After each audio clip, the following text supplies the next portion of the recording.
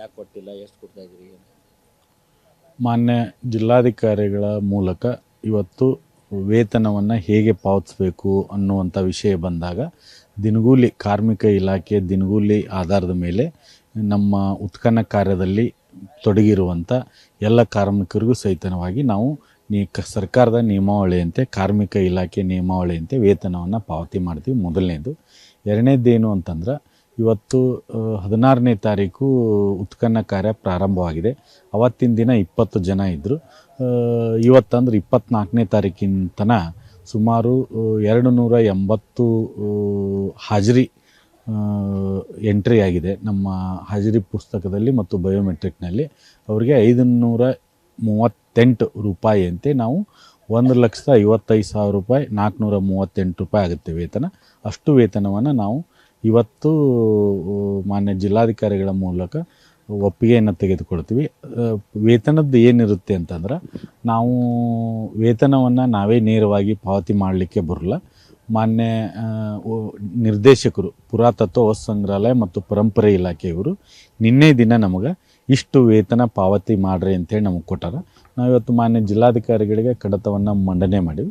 ಇವತ್ತು ತಪ್ಪಿದ್ರೆ ನಾಳೆ ಗೌರವಯುತವಾಗಿ ನಮ್ಮ ಕಾರ್ಮಿಕರು ಬಹಳಷ್ಟು ಅತ್ಯುತ್ತಮವಾಗಿ ಕೆಲಸ ಮಾಡ್ತಾ ಇದ್ದಾರೆ. ಅವರಿಗೆ ವೇತನವನ್ನು ಪಾವತಿ ಮಾಡಲಿಕ್ಕೆ ಯಾವುದೇ ರೀತಿಯಾದಂಥ ಅನುದಾನ ಕೊರತೆ ಇಲ್ಲ. ಆ ರೀತಿ ನಾವು ಅವರಿಗೆ ವೇತನವನ್ನು ಪ್ರತಿ ವಾರ ಪ್ರಾರಂಭದಲ್ಲಿ 2-3 ದಿನ ಹೆಚ್ಚು ಕಡಿಮೆ ಆಗಿರುತ್ತೆ.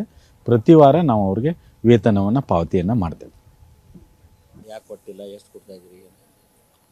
ಮಾನ್ಯ ಜಿಲ್ಲಾಧಿಕಾರಿಗಳ ಮೂಲಕ ಇವತ್ತು ವೇತನವನ್ನು ಹೇಗೆ ಪಾವತಿಸಬೇಕು ಅನ್ನುವಂಥ ವಿಷಯ ಬಂದಾಗ ದಿನಗೂಲಿ ಕಾರ್ಮಿಕ ಇಲಾಖೆ ದಿನಗೂಲಿ ಆಧಾರದ ಮೇಲೆ ನಮ್ಮ ಉತ್ಖನನ ಕಾರ್ಯದಲ್ಲಿ ತೊಡಗಿರುವಂಥ ಎಲ್ಲ ಕಾರ್ಮಿಕರಿಗೂ ಸಹಿತವಾಗಿ ನಾವು ಸರ್ಕಾರದ ನಿಯಮಾವಳಿಯಂತೆ ಕಾರ್ಮಿಕ ಇಲಾಖೆ ನಿಯಮಾವಳಿಯಂತೆ ವೇತನವನ್ನು ಪಾವತಿ ಮಾಡ್ತೀವಿ. ಮೊದಲನೇದು. ಎರಡನೇದೇನು ಅಂತಂದ್ರೆ ಇವತ್ತು 16ನೇ ತಾರೀಕು ಉತ್ಖನನ ಕಾರ್ಯ ಪ್ರಾರಂಭವಾಗಿದೆ. ಅವತ್ತಿನ ದಿನ 20 ಜನ ಇದ್ದರು.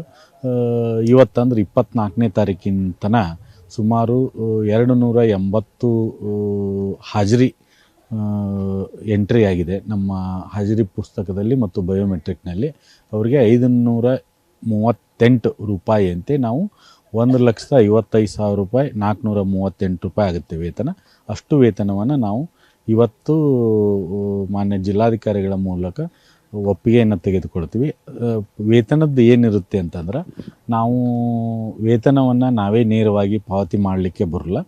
ಮಾನ್ಯ ನಿರ್ದೇಶಕರು ಪುರಾತತ್ವ ವಸ್ತು ಸಂಗ್ರಹಾಲಯ ಮತ್ತು ಪರಂಪರೆ ಇಲಾಖೆಯವರು ನಿನ್ನೆ ದಿನ ನಮಗೆ ಇಷ್ಟು ವೇತನ ಪಾವತಿ ಮಾಡ್ರಿ ಅಂತೇಳಿ ನಮಗೆ ಕೊಟ್ಟಾರ. ನಾವಿವತ್ತು ಮಾನ್ಯ ಜಿಲ್ಲಾಧಿಕಾರಿಗಳಿಗೆ ಕಡತವನ್ನು ಮಂಡನೆ ಮಾಡೀವಿ.